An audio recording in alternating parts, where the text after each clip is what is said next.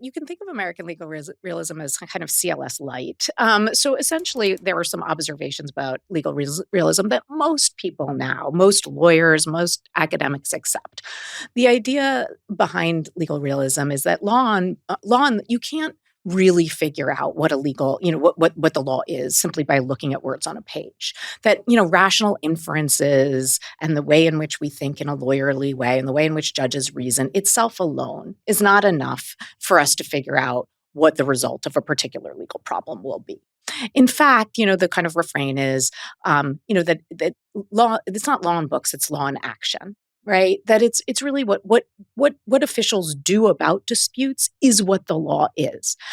Or in another way of putting it, is sort of law is just another form of policymaking, right? So that judges are much more motivated by the facts, reality, policies, the results of what will happen when they apply the law than, the particular words on the page. So that's the claim that in many cases, judges are, and maybe lawyers as well, are sort of reverse engineering the conclusions they want, and they find the reasons available in the big body of law. All the books that law professors are always famous for having on their shelves, they can find within that whatever they need to sort of get there. Is that roughly right? Exactly. And the conclusion that you draw from that is that, it's actually good for us if we want to improve the law. We need to understand society. So we need the social sciences, we need sociology, we need anthropology, we need to understand the world, and that way we can improve judges' decision makings because they're not just like thinking, oh my God, I'd much rather if it looked like this, so I'm going to manipulate it that way. Instead, they're going to say,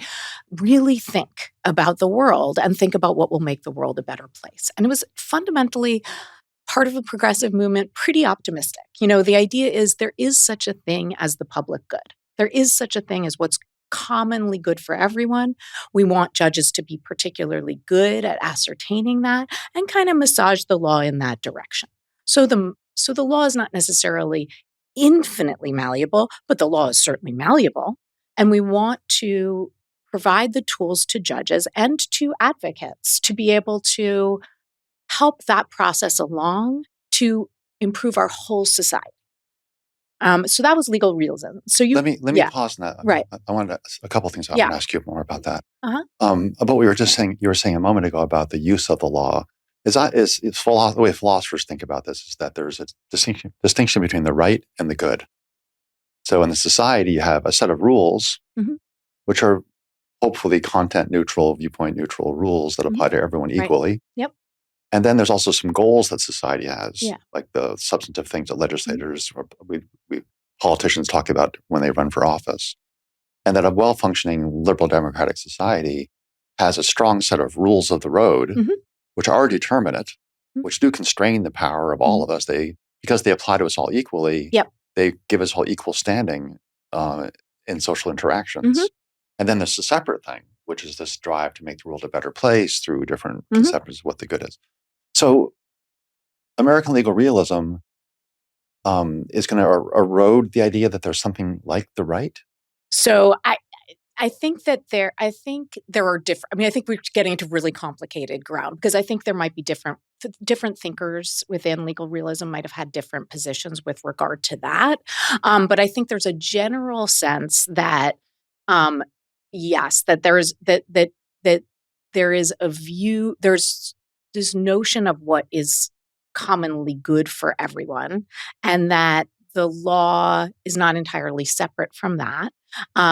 Because when judges are applying the law, they're constantly always considering what would be good for everyone. What kind of rule, when we apply it, it sort of takes on a new meaning. What kind of rule, what kind of meaning for this law would be best for everybody? So there is a kind of collapsing of the difference between, the is and the ought, is which I take it to be your question. Good. That's a better way of saying it. That's right. The is ought collapses exactly a much better way to say it. Just one more thing on American legal realism. So this is a movement that starts, I think, in the 1920s, 30s, something like that, 20s, right? Mm-hmm. And that's a time in which people were in other fields, but I think the American legal realists were part of this too.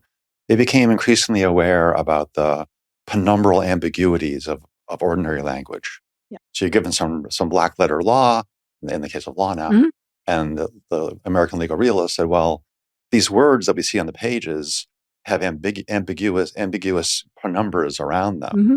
And there's lots of different words, so there's lots of different ambiguities. And as I remember, the second major point from them was that something like, with any given case, there are a variety of different laws that might apply. Right. So in a famous example, an uncle decides to give his estate to his nephew on the condition that the nephew not smoke cigarettes or drive drunk. Mm-hmm. There's rules about driving drunk. There's rules about cigarette use at certain ages. There's rules about inheritance. There's rules about constraint. There's all different. And so they would say, the realist would say, well, which rule we're going to choose to be the governing rule in this place is also ambiguous. Right. So that's what, as I think of that movement, and you know more about it than I do, obviously, as I think about that movement, it's those ambiguities in the nature of law that allow them to say, yes, that there's room for maneuvering. Right. Something like that. Right. And room for maneuvering is different. I mean, not to get ahead of ourselves, but room for maneuvering is different from saying it's only maneuvering. Okay, Rebecca, take it away. So tell us I dragged you back to American legalism because that's kind of a pet interest of mine from but now but it does lead to this critical CLS.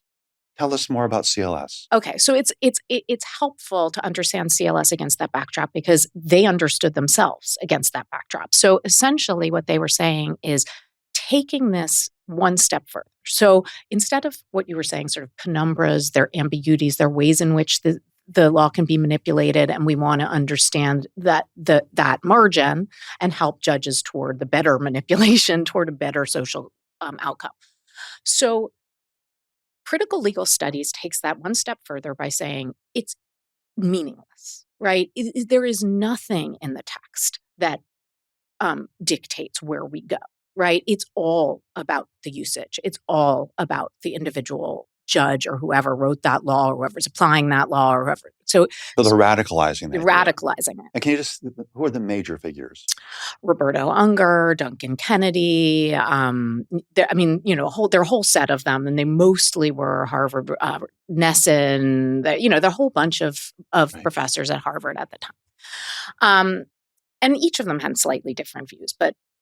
This is what their view was, and they saw themselves as a movement. A movement, for sure. Because they were at the time they had the realists behind them, but they were still the young Turks, I suppose. I mean, and they were a set of radicals from the 60s. They viewed themselves as that. They were like radicals who'd infiltrated. It's like, what happens? We stormed the gates.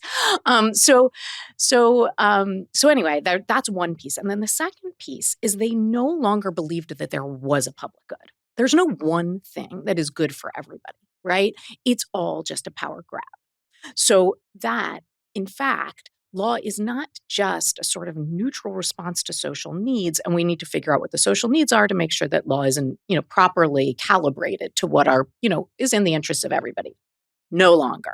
Now it's just a whole bunch of individuals fighting for power. And so law has been, in their view, always the tool of the powerful. The tool of the powerful in the two ways that we've said. One, they can use it to their own end. They write it so that it works for them. And then they are the ones who apply it. So they apply it so it works for them. And two, they're hiding behind it. So they every time an outcome comes and they're like, oh, oops, sorry, that labor union doesn't get to organize. My bad, that's just the law.